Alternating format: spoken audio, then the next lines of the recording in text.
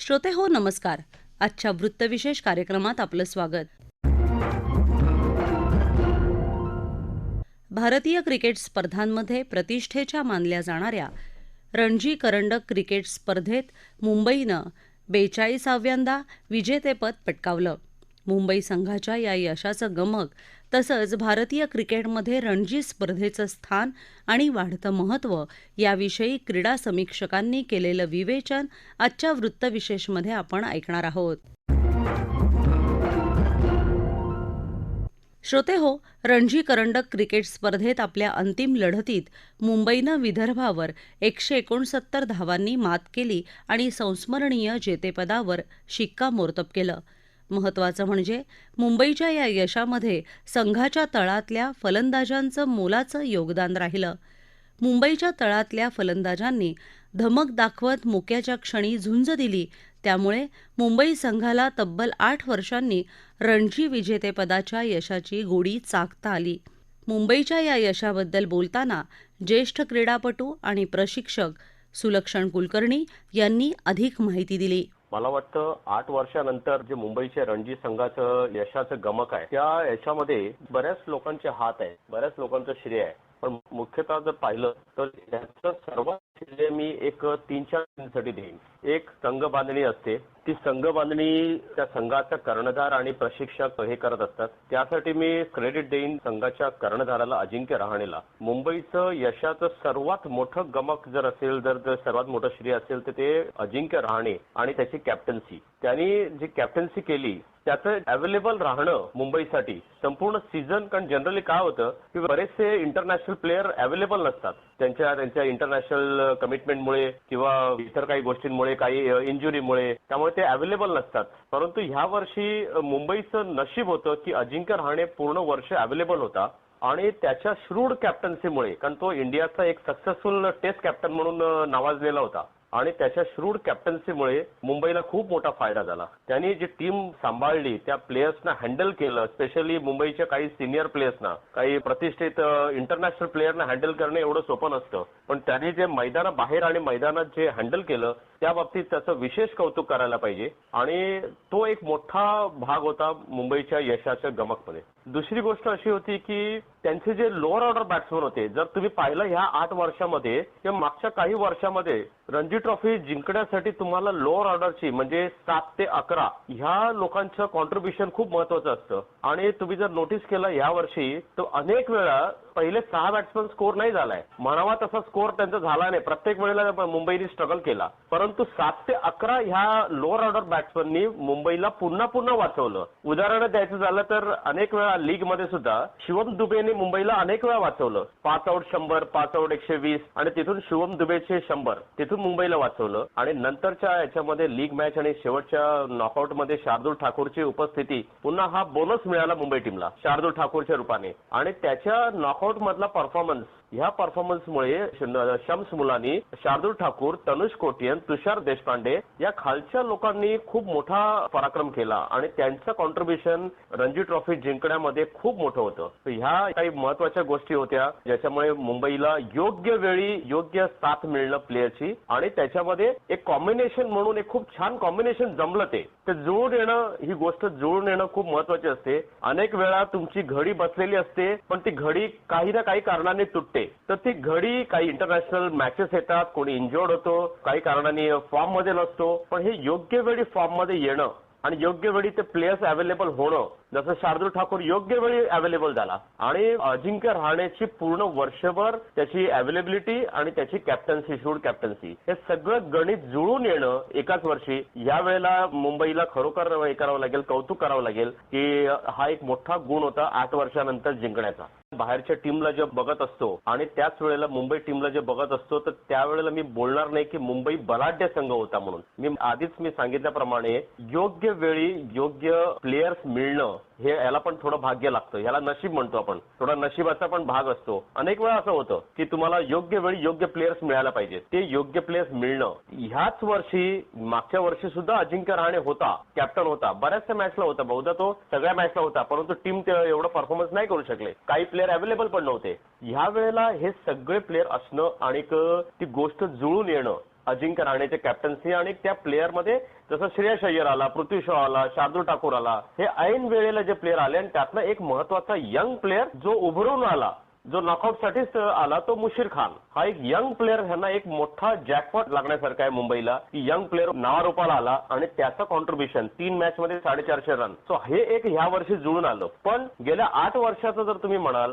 तर 8 वर्षामध्ये मुंबई बलाढ्य ही कधीच नव्हती. मुंबई ही स्ट्रगलच करत होती. त्यामुळे मुंबईचं बलाढ्य मी म्हणणार नाही. मागच्या 8 वर्षामध्ये जर तुम्ही बघितलं तर इतर संघ जे होते, या इतर संघामध्ये ज्या टीम बलाढ्य म्हणजे कुठली, तुम्ही 10 वर्षामध्ये 5-6 फायनल खेळतायत, 3-4 फायनल जिंकतायत, त्याला आपण बलाढ्य म्हणू. मुंबई बलाढ्य नव्हतीच. गेल्या 10 वर्षामध्ये 1-2 वेळा जिंकली आहे, त्यामुळे बलाढ्य नव्हती. पण मागच्या 10 वर्षाचा तुम्हाला जर मी तुम्हाला इतिहास सांगितला तर सौराष्ट्र टीमने मागच्या 10 वर्षात 5 फायनल खेळलेत, त्यातले 3 जिंकलेत. बेंगॉल 3 फायनल खेळली आहे. विदर्भात 2 फायनल आणि 2 इराणी ट्रॉफी, 4 ट्रॉफी जिंकलेत. गुजरात 2 ट्रॉफी जिंकलेत. एमपी जिंकली आहे. तर असं बघायला गेलं तर ह्या बाकीच्या टीम आता खूप बलाढ्य व्हायला लागलेत. त्यांची टीम त्यांची चांगली झाली. त्यांना कळायला लागलंय की जिंकण्यासाठीचा फॉर्म्युला काय असावा लागतो. श्रोते हो, भारतीयांचा क्रीडा क्षेत्रातला सर्वात आवडता खेळ म्हणजे क्रिकेट, हे आपण सर्वजण जाणतोच. एकदिवसीय सामना, कसोटी किंवा आज लोकांमध्ये आवडीचा असलेला T20 सामना, अशा क्रिकेटच्या सर्वच प्रकारच्या स्पर्धांना क्रिकेट शौकीनांकडून पसंती दिली जात आहे. यात रणजी करंडक क्रिकेट स्पर्धा म्हणजे क्रीडा शौकीनांसाठी मेजवानीच. देशांतर्गत क्रीडा स्पर्धातून सर्वोत्तम अष्टपैलू खेळाडू घडतात. हेच ओळखून रणजीसारख्या खेळांचं महत्त्व केवळ भारतातच नव्हे तर क्रिकेट खेळातल्या दिग्गज मानल्या जाणाऱ्या देशांकडूनही मान्य करण्यात आलं आहे. याविषयी क्रीडा पत्रकार प्रशांत केणी यांनी आकाशवाणीशी बोलताना अधिक माहिती दिली. रणजी म्हणजे 4 दिवसाचं क्रिकेट. हेच रणजी ज्या वेळेला आपण उपांत्यपूर्व फेरी, उपांत्य फेरी आणि अंतिम फेरी म्हणजे जेव्हा बाद फेरीत जाते तेव्हा ते सामने 5 दिवसांचे होतात. म्हणजे कसोटी क्रिकेटला जे पूरक अनुभव किंवा जो वातावरण असतं ते क्रिकेटपटूंना या रणजी क्रिकेटमध्ये मिळतं. आणि आपण जर बघितलं तर वर्षानुवर्ष रणजी क्रिकेट ही म्हणजे भारतातील गुणवत्ता जोपासना करण्याची आणि गुणवत्ता हेरण्याची एक व्यासपीठ मानलं गेलं आहे. आणि अनेक वर्ष त्याचा तो रुबाब तसा होता. म्हणजे आपण जर थोडंसं मागच्या काळात गेलं तर सुनील गावस्कर, दिलीप वेंगसरकर सारखे अनेक क्रिकेटपटू होते की जे परदेश दौऱ्यावरून आले किंवा मोकळा वेळ असला म्हणजे आंतरराष्ट्रीय क्रिकेट नसलं की ते लोक रणजी क्रिकेट खेळायचे. हा त्याचा रुबाब होता. आणि तुम्ही जर म्हणत असाल की गेले 2008 पासून IPL आलं आणि IPLचे अनेक फायदे तोटे वगैरे लोकांना कळायला लागले. जसं IPL आल्यामुळे आपण बघितलं तर मुलांना स्वप्न मिळाली की पहिला फक्त भारतीय क्रिकेटमध्ये जाणं हे एकमेव स्वप्न होतं आणि ते स्वप्न सर्वांचंच पूर्ण होईना. पण आता ऍटलिस्ट IPLचा क्रिकेटपटू झाला, त्यानिमित्त रोजगार मिळाला, पैसा आला, घराची आर्थिक सुबत्ता व्यवस्थित झाली. तर हे सगळे फायदे IPLचे मिळायला लागले. पण या सगळ्या काळात कुठेतरी हा जो T20चा जो उदयाचा काळ आणि T20च्या उदयाच्या आणि त्यानंतर विस्ताराच्या आणि त्यानंतर गेले 15-16 वर्षाचं हे जे काही राज्य आहे T20 क्रिकेटचं, तर या सगळ्या काळामध्ये 15 ते 20 वर्षाचं या सर्व काळामध्ये कसोटी क्रिकेट थोडंसं मागं पडलं होतं. पण गेल्या काही वर्षात कसोटी क्रिकेटची पण एक जागतिक अजिंक्यपद स्पर्धा व्हायला लागली. त्यापासून कसोटी क्रिकेटला पण थोडं बऱ्या पद्धतीनं पाहायला लागले. आणि आताचे जे क्रिकेटपटू आहेत त्यांचा पण मग कल असा व्हायला लागला. आपण एक उदाहरण हार्दिक पांड्याचं घेऊया आणि ईशान किशनचं एक, की या लोकांना असं वाटायला लागलं की T20 क्रिकेटमध्ये होतंय, 20 ओव्हर्समध्ये मी माझा फिटनेस राखतोय तर मी कशाला कसोटी क्रिकेट खेळू. त्यामुळे हा एक ट्रेंड निर्माण झाला खेळाडूंचा की आपण T20 साठी अनुकूल होऊ. आणि खेळाडूंच्या याच गोष्टीला विरोध करण्यासाठी आणि त्यांनी ते 4 दिवसाचं किंवा 5 दिवसाचं जे क्रिकेट असतं ज्याला आपण रणजी क्रिकेट म्हणतो आणि त्याचा जो एक राष्ट्रीय आंतरराष्ट्रीय व्यासपीठ जे म्हणतो त्याला कसोटी क्रिकेट म्हणतो, हे चांगलं राहावं, त्याचं महत्व अधोरेखित राहावं यासाठी हा BCCIने बडगा उगारला. म्हणजे ईशान किशनला जरी वाटत असेल की मी T20 क्रिकेटसाठीच योग्य आहे, तरी भारतीय क्रिकेटला तसं वाटत नाही. भारतीय क्रिकेटला असं वाटतं की ईशान किशनची कसोटी खेळण्याची पण क्षमता आहे आणि या सगळ्याचा हा परिपाक आहे. त्यामुळे बीसीसीआयला आपली धोरणं कडक करावी लागली आणि सर्व जे खेळाडू आहेत जे राष्ट्रीय संघाचं प्रतिनिधित्व करतात त्यांना निवड प्रक्रियेचा भाग म्हणून रणजी क्रिकेट, देशांतर्गत क्रिकेट, आपण ज्याला एक दिवसीय क्रिकेट, विजय हजारे असेल किंवा मुश्ताक अली असेल जे T20 क्रिकेट असतं, हे सर्व तुम्हाला देशांतर्गत क्रिकेट खेळणं हे क्रमप्राप्त आहे.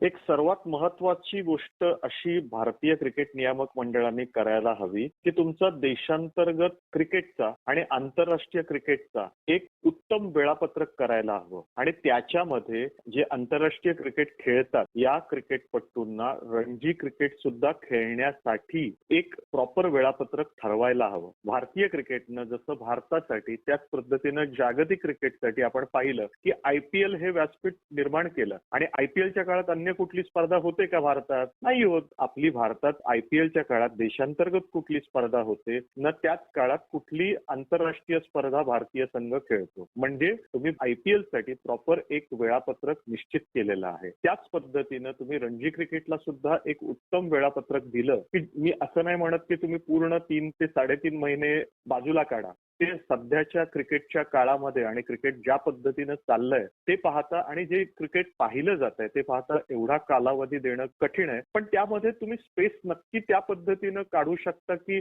असा एक वेळ काढू शकता की ज्याच्यामधनं मॅक्झिमम खेळाडू मॅक्झिमम पद्धतीनं सामने खेळू शकतील आणि त्या सगळ्यामुळे एक उत्तम तुम्हाला निवड प्रक्रिया राबवता येईल. त्यांना रणजी क्रिकेट सारखे सगळे क्रिकेट खेळता येते. सर्वच देशांमध्ये जर आपण बघितलं तर एक 3 ते 4 देश आहेत ते या क्रिकेटमध्ये अग्रस्थानी मानले जातात. म्हणजे खरं तर बिग 3च आहेत, भारत, इंग्लंड आणि ऑस्ट्रेलिया. हेच आंतरराष्ट्रीय क्रिकेटची एकंदर दोरी त्यांच्या हातामध्ये आहे आणि याच्या जर पुढे गेलं तर न्यूझीलंड आणि फार तर साऊथ आफ्रिका हे 2 आणखी संघ, बरोबर आहे. आणि याच्या जर पुढे बघितलं तर Sri Lanka, West Indies, Bangladesh, Zimbabwe असे सगळे जे संघ आहेत ना यांच्याकडे त्यांची आर्थिक व्यवस्था नीट नाहीये, बरोबर आहे. आणि त्याच्यामुळे ती आर्थिक व्यवस्था नीट नसल्यामुळे त्यांच्या त्या क्रिकेटवर पण परिणाम होताना दिसतो. जसं आता वेस्ट इंडिजमध्ये खूप चांगले चांगले खेळाडू आजही घडत आहेत पण केवळ त्यांच्याकडचं बिघडलेलं अर्थकारण आणखी काही मुद्द्यांमुळे त्यांच्या क्रिकेटमध्ये लोकांना ते समाधान देत नाही आणि ते क्रिकेट देशांतर्गत खेळण्यापेक्षा विविध लीग्समध्ये खेळण्यास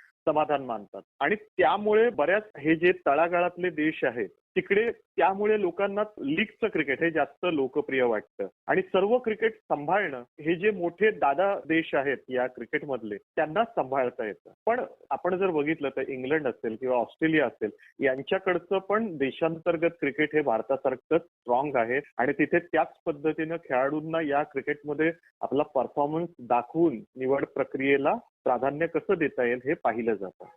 श्रोते हो, रणजी करंडक स्पर्धेचं विजेतेपद मुंबईला मिळालं असलं तरी या आधीची 8 वर्ष हे मुंबईसाठी खडतर राहिल्याचं तज्ज्ञ सांगतात. जागतिक स्तरावर क्रिकेट विश्वात सर्वोत्तम मानल्या जाणाऱ्या संघांमध्ये भारताचाही समावेश होतो. कोणत्याही खेळात आंतरराष्ट्रीय स्तरावर यश मिळवण्यासाठी देशांतर्गत स्पर्धांना प्रोत्साहन देणं गरजेचं आहे. हेच ओळखून BCCI अर्थात भारतीय क्रिकेट नियमन मंडळाकडून देशांतर्गत स्पर्धांमध्ये खेळण्याचं आवाहन करण्यात आलं आहे. श्रोते हो, आपला वृत्तविशेष हा कार्यक्रम आपण न्यूज ऑन AIR या ॲपवरही लाईव्ह ऐकू शकता. यासोबतच आमच्या मुंबई एअर न्यूज या YouTube वाहिनीवर कार्यक्रमाचं ध्वनिमुद्रण आपल्याला कधीही ऐकता येईल. याबरोबरच आजचा वृत्तविशेष हा कार्यक्रम संपला. हा कार्यक्रम आकाशवाणी मुंबईच्या प्रादेशिक वृत्त विभागानं सादर केला. संपादक आणि सादरकर्त्या सरस्वती कुवळेकर, निर्मिती राजेश शेजवळे, लेखन आणि समन्वय रवींद्र वसंतराव लोखंडे आणि निवेदन श्रद्धा वझे.